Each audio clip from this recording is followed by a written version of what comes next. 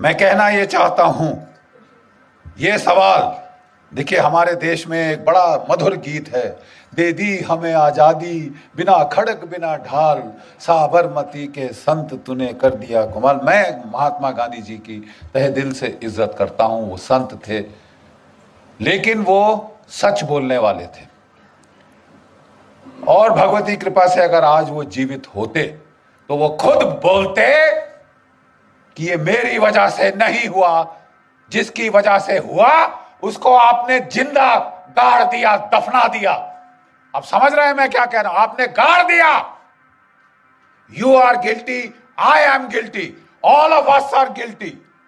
जिस आदमी ने, जिस शख्स ने और जिसके सैनिकों ने हमें आजादी दी, आपने उनको जिंदा दफना दिया। 60,000 की इंडियन नेशनल आर्मी थी जो सुभाष चंद्र बोस ने रेस करी थी, खड़ी करी थी। 3 डिविजन्स थी इसके अंदर, और इनमें से 60,000 में से 26,000, जरा आंकड़ों पे ध्यान दीजिए, 60,000 में से 26,000 शहादत और कुर्बानी उनको मिली, प्राप्त हुई। वो लड़ते लड़ते मरे ताकि आप और मैं आजाद हो। 26,000 की कुर्बानी, और आप कह रहे हैं दे दी हमें आजादी बिना खड़क बिना ढाल। तुम्हारा मैं मुंह तोड़ दूं, तुम मेरे पास आके गाओ। नहीं साहब, आपको हक क्या है?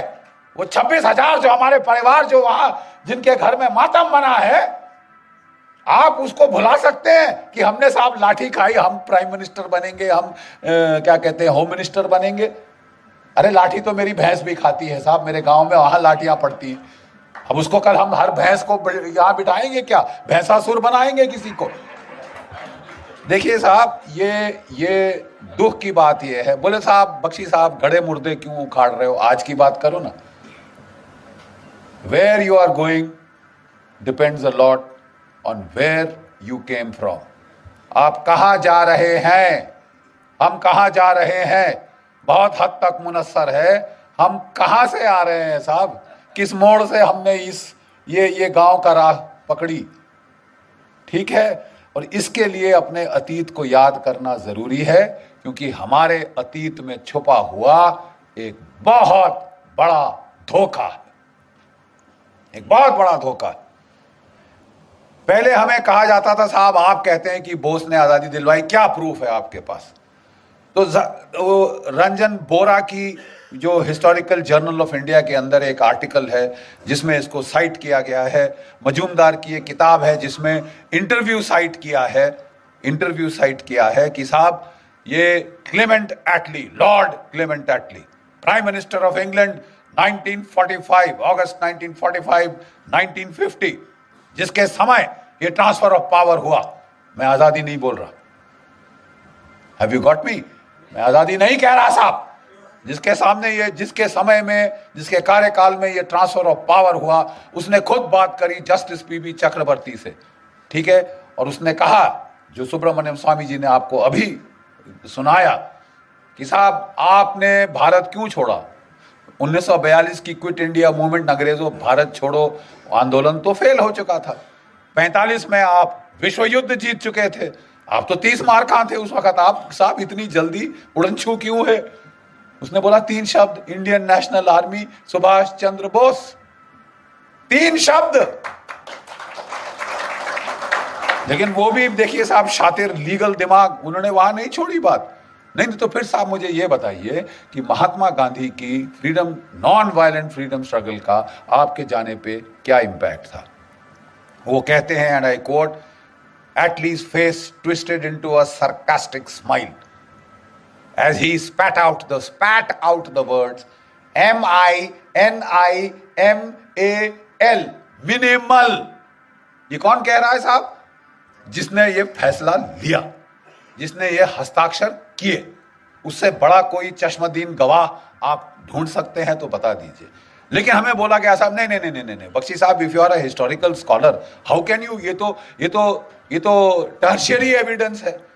किसी ने किसी को कहते सुना, उसने रिकॉर्ड किया, उसने आर्टिकल में लिखा, आप उसको ला रहे साहब। This is not primary source. तो लेडीज एंड जेंटलमैन, देवी और सज्जनों, मैं कहना चाहता हूं कि पिछले कुछ दिनों से हमारा INA trust, Netaji Subhash Chandra Bose INA trust और हमारे कुछ सहयोगी, खासकर डॉक्टर कल्याण कुमार डे, किसी दिन हम लोग इस शख्स का इज्जत से नाम लेंगे। इन्होंने जाके लंदन में ट्रांसफर ऑफ पावर आर्काइव्स में कई सालों का रिसर्च किया। इन्होंने उसको लाके एक छोटा सा मोनोग्राफ बनाया और मेरे पास बेचारे लेके आए। ये अमेरिका में रहते हैं, वहां काम करते हैं, डॉक्टर कल्याण कुमार डे। बोले जनरल साहब जरा ये देखिए। साहब मेरे रोंगटे खड़े हो गए। उन्होंने चिट्ठियां पूरी की पूरी, ही डिड नॉट साइट कि साहब ये डॉक्यूमेंट है, वो पूरी पूरी चिट्ठी रिप्रोड्यूस करती है साहब। और इनकी बुनियाद पे अब मेरी किताब में लाना चाहता हूं, बोस और Gandhi, who made India free.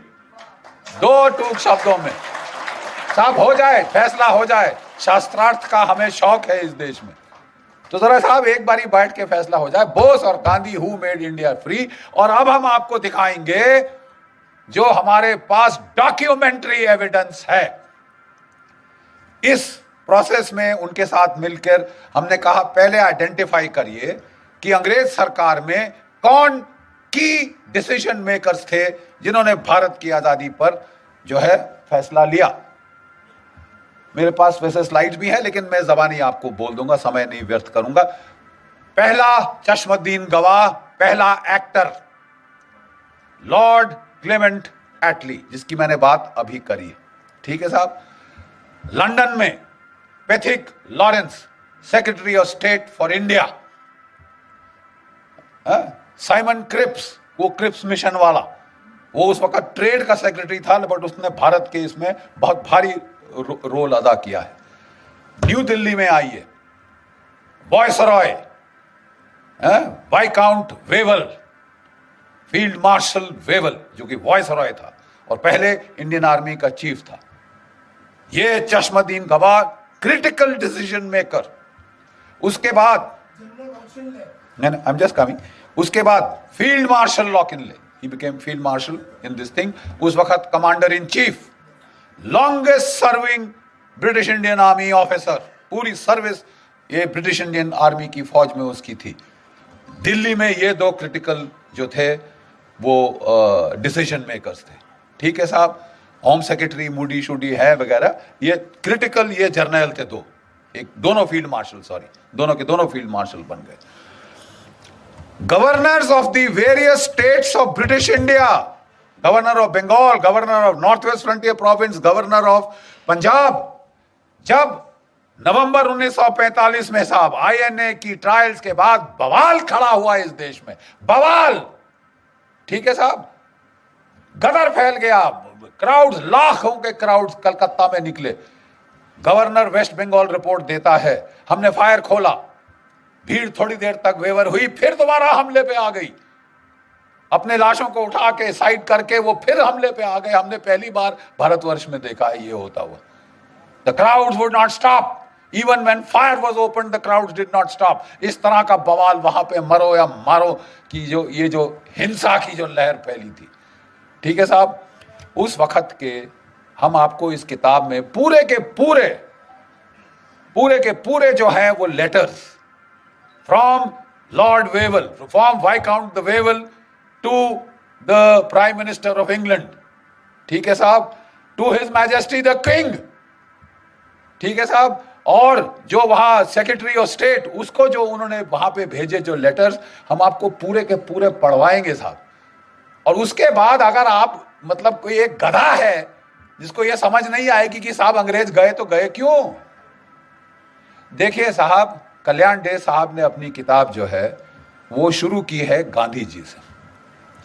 42 में क्विट इंडिया मूवमेंट को उसका नारा लगाया गया।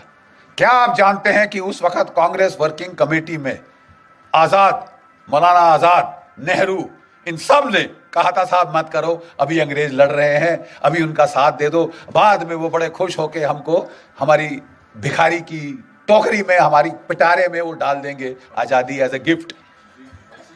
तो बोले साहब ये बख्शीश तो वर्ल्ड वॉर 1 के बाद भी हुई थी। 70,000 हमारे भारतीय सैनिक शहीद हुए थे, 11 को विक्टोरिया क्रॉस मिला। परमवीर चक्र के बराबर जो है आज का वहां का उन जमाने का अवार्ड। हम समझते थे कि साहब हमें अब कम से कम डोमिनियन स्टेटस तो मिल जाएगा साहब, होम रूल तो मिल जाएगा साहब।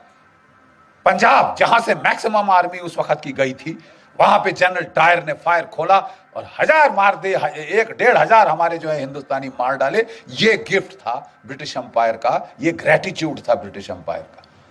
सुभाष चंद्र बोस ने गांधी जी को बोला था, आप अगर इनकी खैरात पे जीभ लगा के बाहर खड़े रहोगे भिखारी कुत्तों की तरह, तो तुम्हें वही हर्ष होगा जो जलियांवाला बाग में हुआ था। ये मौका है द्वितीय महायुद्ध का, जब जर्मनी और जापान चढ़े हुए हैं इनकी गर्दन पे। आजादी ले सकोगे तो अभी, नहीं तो कभी नहीं। गांधी जी अब तक उनको भी देखिए, बड़ी अजीब बात है, गांधी जी ने निकाला था सुभाष चंद्र बोस को कांग्रेस से, और कोई 2 साल के अंदर उनके मन में परिवर्तन हो चुका था। Please understand this, the views of Gandhi and Bose were now coinciding on the timing of when the freedom struggle should be launched। Gandhi ji अभी भी कह रहे थे कि ये नॉन वायलेंट होनी चाहिए, लेकिन क्विट इंडिया के पहले उन्होंने कहा थोड़ा सा होता है तो होने दो, ठीक है। अंग्रेजों ने पकड़ के सारी कांग्रेस लीडरशिप को, आज की तारीख, आज है वो तारीख 8 अगस्त 1942 जब the quit India movement was launch. उनको पहले से इंटेलिजेंस थी, उनके हजारों तो उनके मुखबिर थे वहां पे। हरामजादगी की कमी है इस देश में, खबर देने वालों की कमी है इस देश में। अरे साहब, वो उनको खबर थी, उन्होंने वो लपेटी पूरी कांग्रेस की लीडरशिप, गांधी जी से लेकर जो भी बड़े लीडर थे उठा के जेलों में डाल दिए। 57 गोरी पलटने, please this is not known. 57 white battalions of British troops, Australians, Canadians, New Zealanders, इसको इस्तेमाल किया कि रगड़ दो इनको, कुचल 10 सालों का सर, ये सर उठाने की हिम्मत करिए। चर्चिल ने बोला वहां से, और बोला अगर ये फास्ट पे जाता है मरने दो इसको, हम संभाल लेंगे, let him die, why is he not dead. ये चर्चिल से सवाल आया।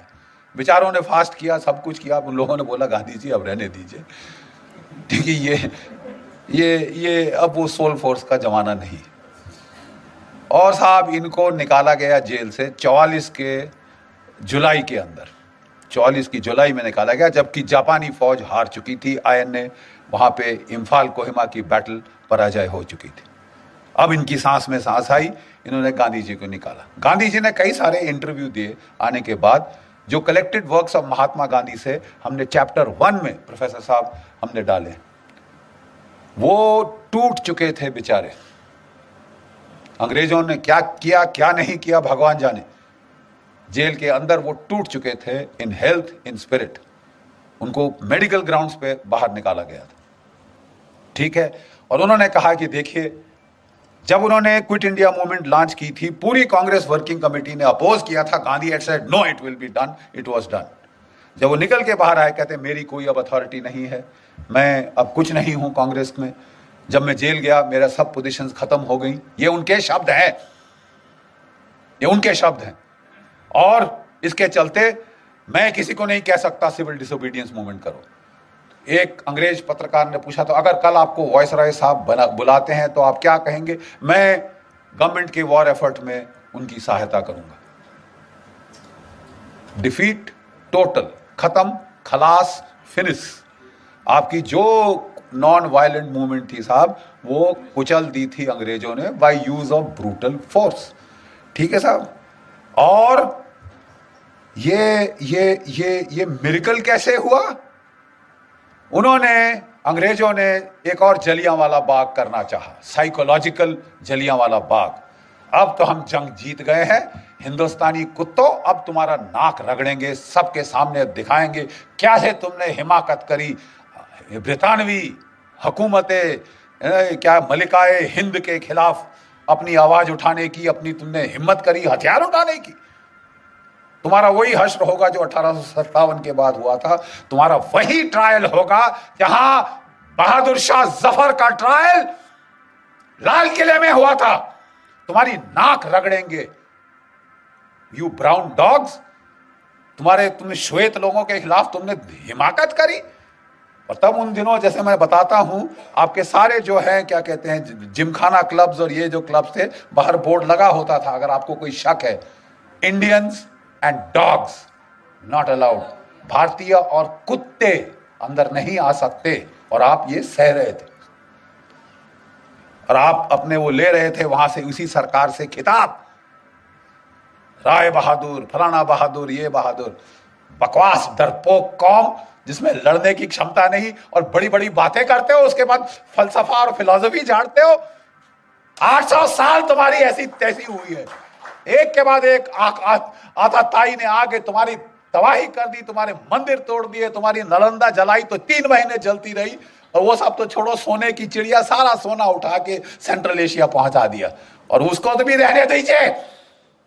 आपकी इज्जत भी उठा के ले गए आपकी औरतें बेचने के लिए वेश्या बाजारों में, और उसके बाद तुम शांति की बात करते हो। Are you dead? जो आदमी जिसकी औरत को उठा के बेचा जाए वो शांति की बात करता है। आपको लड़ने का मादा जगाना होगा, और ये जो है ये जंग, माफ कीजिए, गांधीवाद का जंग, ये बहुत हो चुका, और इसके खिलाफ पहली आवाज उठी थी तो Netaji Subhash Chandra Bose, he is the man, जिसने इसको बोला उठो लड़ो। गीता के पहले अध्याय में भगवान ने क्या कहा है? अर्जुन युद्ध कर। बड़ी बड़ी फिलॉसफी मत झाड़ मेरे को कि साहब अपने भाई को मारूंगा, अपने दादा को मार दूंगा, गुरु को मार दूंगा तो क्या राज्य का फायदा। उन्होंने कहा वो सब ठीक है, लेकिन अगर तू इन्हें नहीं मारेगा अर्जुन, ये तेरे को मार डालेंगे, निर्दयता से तेरी बोटी बोटी काट डालेंगे, समझ गया? अब तू उठ और तू लड़। आपके लिए भी समय आ गया है कि जो क्षात्र भाव है उसको प्लीज जगाइए। जो आपस में तोड़ने की जो आपने जुनून बना रखा है कि हम टुकड़े टुकड़े खुद करेंगे और फिर जेएनयू में चिल्लाएंगे, आप प्लीज जागिए, नहीं तो वाकई ही में आपके टुकड़े टुकड़े होंगे। इसलिए जरूरी है ये जानना, who made us free, Bose और गांधी। क्योंकि आपका जो nature of the Indian state, post colonial Indian state है, किस किस्म की स्टेट पैदा हुई, depends on who got you free and how. आप समझ रहे हैं मैं क्या कह रहा हूं? आपका वजूद आपका प्रेजेंट शेप कर रहा है और आपका फ्यूचर शेप करेगा। And unless you accept the truth, आप साहब बहुत सफर करेंगे, आप बहुत सफर करेंगे, और ये आपके सिर पे आ रहा है। कोई भी सरकार आ जाए, हथियार नहीं खरीदे जा सकते इस देश में, क्योंकि गांधीवाद है साहब। और साहब 10 साल से एक संत एंटनी थे, उन्होंने कोई हथियार नहीं खरीदा था। मैं ना मानूं भाई, मेरे कोई धांधली नहीं होनी चाहिए, मेरी धोती सफेद है। अरे साहब आपकी धोती सफेद है तो हम बुरे हैं क्या साहब? हमको कफन क्यों चढ़ा रहे हैं? ये हथियार चाहिए। 30 साल से बोफर गन के बाद कोई तोप नहीं आई। मिग 21 जहाज 1960 की दशक के हैं, आसमान से टपक रहे हैं। रफाल नहीं आया, एलसीए नहीं आया, पत्थर मार के लड़ेंगे हम। नहीं साहब, कोई धांधली नहीं होगी। जो भी डील करी उन्होंने, उसमें अब बड़े बड़े बिच्छू के डंक निकल के आ रहे हैं साहब ऐसे पीछे। आपने अगस्ता वेस्टलैंड, बाकी हथियार 30 साल ना आए कोई बात नहीं साहब। जो वीवीआईपी हेलीकॉप्टर है वो तो फट से आएगा, और दुनिया का जो महंगा से महंगा हेलीकॉप्टर है, जो अमेरिका के प्रेसिडेंट ने बोला साहब मेरे लिए बहुत महंगा है, वो हम लेंगे। और एक नहीं लेंगे साहब, 12 चाहिए हमको। और वो फट से ऐसे आए, 5 साल में आ गए, और अब लोग जा रहे हैं सलाख के पीछे। किसी को तो भेजो, किसी को तो भेजो, ताकि ये सिलसिला तो बंद हो। साहब मैं कहना ये चाहता हूं कि आपका वजूद, आपका माहौल बिगाड़ा गया। आज़ादी दिलाई नेताजी ने, उसके हमारे पास डॉक्यूमेंट्री एविडेंस है, और हम इस देश की जनता के सामने अब वो रखने वाले हैं। हम आपको चिट्ठियां पढ़वा देंगे, और कोई हिस्टोरियन को कोई शक है तो साहब हम आपको चिट्ठियां आपके साथ बैठ के पेन के साथ अंडरलाइन करके देंगे। साहब ये जरा पढ़ लीजिए, इसका मतलब क्या है। अंग्रेजी शायद दो मतलब आप निकाल सकते होंगे। We will show you mountains of documentary evidence. क्योंकि पहले हम चुप हो जाते थे कि यार ये हिस्टोरिकली शायद मेरे को रिसर्च मेथोडोलॉजी पे फॉल्ट कर रहा है। मैं कहना चाहता हूं कि अब हमारे पास सारी किताब की किताब पोथियां हैं डॉक्यूमेंट्स की, documentary evidence, first person primary evidence. और ये आप लोग देखेंगे हमारे देश की त्रासदी क्या है। आजादी दिलाई नेताजी ने, सुभाष चंद्र बोस ने। अंग्रेजों ने बोला नाक रगड़ेंगे, बम फट गया। जिस आईएनए की खबर उन्होंने छुपा के रखी थी 5 साल लड़ाई के, 6 साल लड़ाई के, वो एकदम से बाहर आई। उन्होंने बोला बहुत पब्लिक ट्रायल होगी ताकि हिंदुस्तान की फौज ठंडे पसीने माथे पे आ जाए कि हम फांसी पे टांगेंगे सालों, जैसे 1857 में टांगा था। लेकिन एक फर्क था, 25 लाख भारत की फौज की नफरी हो चुकी थी सेकेंड वर्ल्ड वॉर के एंड तक। 25 लाख, आज 13 लाख। अब समझ रहे हैं, 22.5 मिलियन, 25 लाख फौज थी जो हर मैदान जंग लड़ चुकी थी। अंग्रेजों के दांत तो खट्टे क्या, जर्मनों के दांत खट्टे किए थे, आपके जापानियों से लड़े थे, ठीक है, इटालियंस की ऐसी तैसी कर दी थी हमारी फौजों ने। और लड़ाई के आखिर तक अंग्रेज जर्नल अपने नीचे ब्रिटिश डिविजन्स नहीं, ब्रिटिश यूनिट्स नहीं, इंडियन यूनिट चाहते थे। बोलते साहब इनके खाने पे आधा खर्चा होता है, लड़ते दुगना है, लड़ते दुगना है। ये एक भारत एक महान विश्व शक्ति के रूप में उभर सकता था। प्लीज ध्यान से सुनिए जो मैं कह रहा हूं। भारत एक विश्व शक्ति के रूप में उभर सकता था क्योंकि 25 लाख की फौज विदाउट कंस्क्रिप्शन, बाकी सब जगह बाई फोर्स लोगों को भेजा जाता था फौज में, यहां वॉलंटियर होके 25 लाख है। ठीक है साहब, अगर ये सेना रहती, चीन क्या कौन सी ताकत थी जो इस देश का मुकाबला कर सकती थी। जाने के पहले अंग्रेजों ने इस फौज को 3.5 लाख कर दिया, 25 लाख से 3.5 लाख किया और उसका फिर 2 में बांट दिया। पाकिस्तान की फौज, हिंदुस्तान की फौज यहां से निकली। अंग्रेजों ने, ध्यान से सुनिए, अंग्रेजों ने जब जापान को जीत लिया, जर्मनी को जीत लिया, बोला यहां के लोगों का जो लड़ने का मादा ही खत्म कर देंगे। ऐसी पैसिफिक कॉन्स्टिट्यूशन इंपोज करी कि ये देश कभी उठ ना सके। अब तक जर्मनी जापान उठ नहीं पाए, आर्थिक रूप से कहीं भी पहुंच गए हो दुनिया में, militarily they count for zilch, 0। और एक और देश जिसको ये किया गया, ध्यान से सुनिए, वो था भारतवर्ष। 25 लाख की फौज काटी, 3.5 लाख पे लाए, 2 टुकड़े कर दिए और सोने पे सुहागा एक ऐसे बंदे को प्राइम मिनिस्टर चुना, सिलेक्ट किया गया, इलेक्ट नहीं हुआ। कांग्रेस वर्किंग कमेटी ने सरदार पटेल को इलेक्ट किया था। मत भूलिए इतिहास, Sardar Patel was elected by the Congress working committee. अंग्रेजों ने गांधी जी के थ्रू जोर लगवाया, उन्होंने नहीं, आप नेहरू को एक्सेप्ट करेंगे। और सब लोग ठीक है महात्मा जी आप कह रहे हैं तो हम कुछ नहीं बोलते। बहुत नेचुरली खुंदक तो आई होगी सरदार पटेल बेचारों को, इलेक्ट मैं हुआ, सिलेक्ट ये हुए, जैसे इमरान खान हुए हैं बाय द वे। तो साहब एक उनको वो लेके आए नेहरू जी को, और जो हमारा पहला कमांडर इन चीफ था of the British Indian army, वो था जनरल सर रॉय बुचर।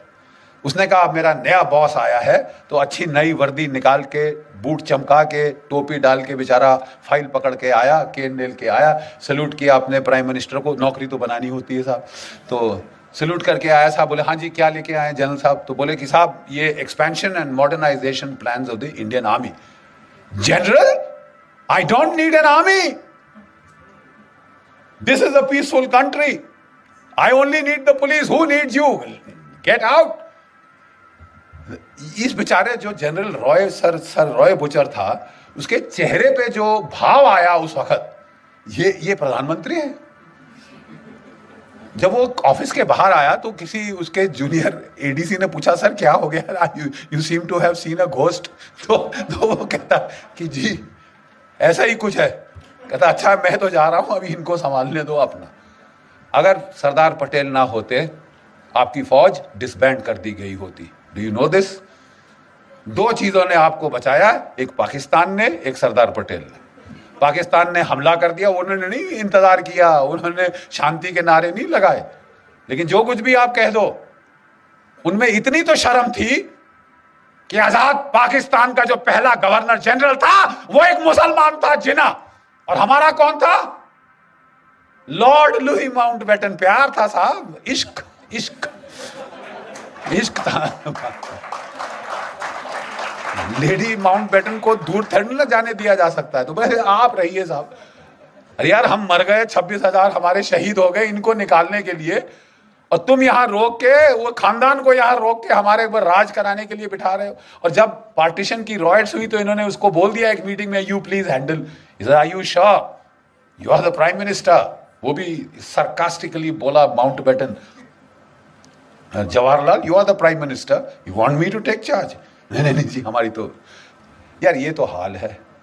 ऐसी आप पे सरकार थोपी गई जो हिंदुस्तान का मिलिट्री पोटेंशियल न्यूटर कर दे। अब बिल्कुल यही हुआ। अगर पाकिस्तान ना होता, इन्होंने हमारी फौज की ऐसी तैसी कर देनी थी। ठीक है साहब, ये गांधीवाद जो था इसने हमारी फौज का सफाया कर देना था। और पाकिस्तान के टैंक वाकई 1965 में दिल्ली में आके नमाज पढ़ते। ये इस किस्म की ट्रेचरी हमारे साथ हुई। और एक भगवान का लाख शुक्र है पाकिस्तान का, जिसने हमको लड़ना सिखाया, मार लगाता रहा जब तक कि लड़ने को राजी नहीं हुए अपनी जान बचाने के लिए ही। और दूसरा एक चीन की पीपल्स लिबरेशन आर्मी, 1962 में उन्होंने ऐसी करारी लात मारी कि ये नेहरू परिवार का जो उस वक्त हाल था, कभी अमेरिका को अपनी ट्रूप्स भेजो, अपने जहाज भेजो, बोल गए आपकी एयरफोर्स कहां है, आपने लगाई? तुम्हारे पास इतनी बड़ी एयरफोर्स है, तुमने लगाई? 1962 में नहीं लगाई साहब, बिठा के रखा। और अब अमेरिकी एयरफोर्स मान रहे हो, रॉयल एयरफोर्स मान रहे हो, मतलब इट वॉज तमाशा।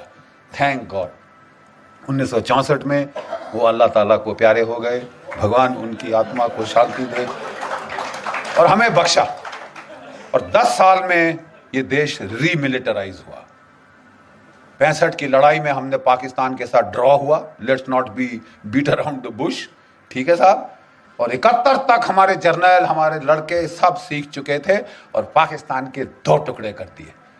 चंद्रगुप्त मौर्य की विजय के बाद अगर पहली बड़ी विजय हुई है तो वो 1971 में हुई। 1971 में कहने को मैं ये कह रहा हूं, देवियों और सज्जनों, हमारे देश के साथ धोखा हुआ। नेताजी जिन्होंने आपको आजाद कराया वो ताइपे ताइवान नहीं गए थे। जो कांपेताई जापानीज इंटेलिजेंस थी, उन्होंने पहले से उनके लिए प्लान बना रखे थे। उनको एक मित्सुबिशी बॉम्बर में बिठा के वो साइगॉन से मंचूरिया ले गए थे। एक रशियन स्पीकिंग जापानीज जनरल उनके साथ था जो इंटरप्रेटर का काम करना था। वो लैंड किए मंचूरिया में और वहां से वो सीधा रूसियों के पास गए। ओम्स्क शहर साइबेरिया में, जहां की रशियन गवर्नमेंट मूव करी थी वर्ल्ड वॉर 2 के टाइम, ठीक है, ओम्स्क साइबेरिया, वहां पे आजाद हिंद फौज की एम्बेसी थी।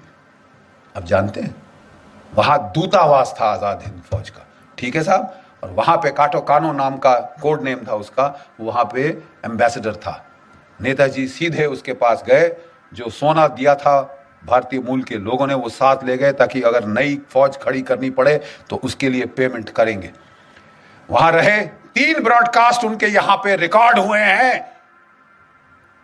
उनके 3 ब्रॉडकास्ट रिकॉर्ड हुए हैं साहब, दिसंबर 1945, जनवरी 1946 और लास्ट ब्रॉडकास्ट रूस से 18 फरवरी 1946।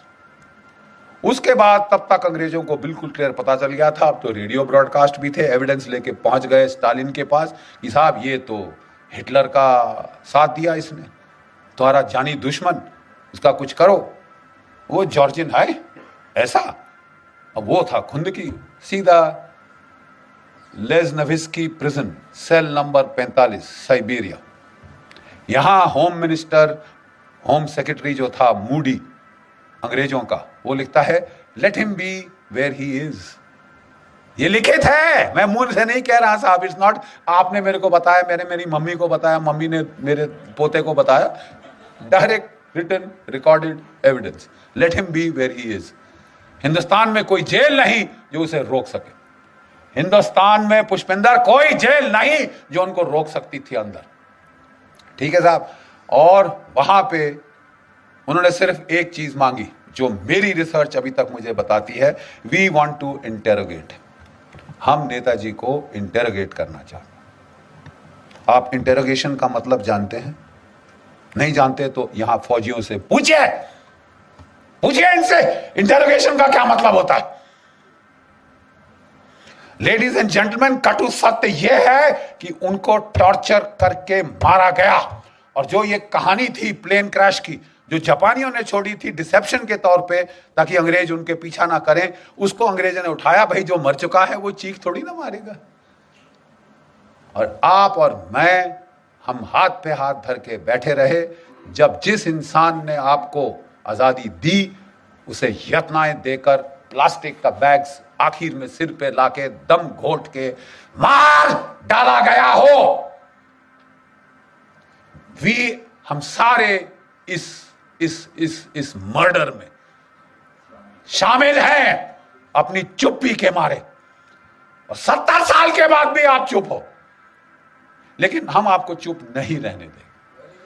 हम फौजी ने अब ये ठान लिया है साहब, हम आपको चुप रहने नहीं देंगे। बहुत अच्छा कहा हमारे मिश्रा जी ने कि साहब अभी समय है। हाँ, अब समय है।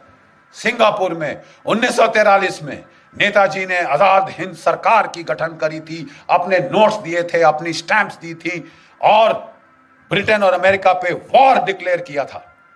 और इसके चलते ही ये आईने के सिपाही बचे, इन्हें कोई फांसी नहीं टांग सका कि साहब हमको तो there was a declaration of war, I am legally entitled to fight. ये ओथ शोथ छोड़ो।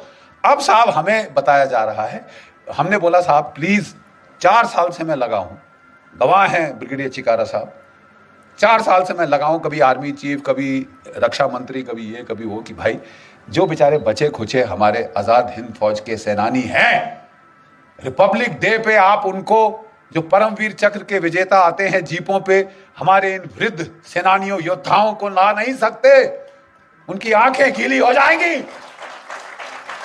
अब ये नहीं कर सकते, अब ये नहीं कर सकते। आप, हमने बोला कि तुम उनको पैसा दो, मरा तुम अपना पैसा लेकर, shove it up where the sun don't shine, फौजी भाषा के अंदर। लेकिन इनको इज्जत देने में तुम्हारा कुछ जेब से जाता है। आप उनको नहीं ला सकते राजपथ पे, क्यों? और नहीं तो क्यों? किसका डर है? अंग्रेज सरकार नाराज हो जाएगी तुमसे। कि हमको किसी ने एक आर्गुमेंट दिया, अरे साहब इन्होंने तो गद्दारी करी थी। क्या क्या क्या क्या? किससे? आप कहना चाहते हैं कि इन्होंने अपनी ओथ वायलेट करी साहब, जो इन्होंने ब्रितानवी सरकार, हुकूमत ब्रिटानिया, क्वीन एलिजाबेथ और किंग जॉर्ज II के नाम पे ली थी। जब मेरा देश है तो किंग जॉर्ज II कौन होता है? मेरा देश के लिए मैं लड़ूंगा। मैं किसी का भाड़े का पिट्ठू नहीं हूं कि मैं अंग्रेज सरकार के लिए अपनी ओथ पे मैं कायम रहूंगा। अगर मेरे देश का सवाल है, भाड़ में गई तेरी ओथ, मैं ये लेके ऐसे पांव से कुचलता हूं, अभी लिखी तेरी ओथ।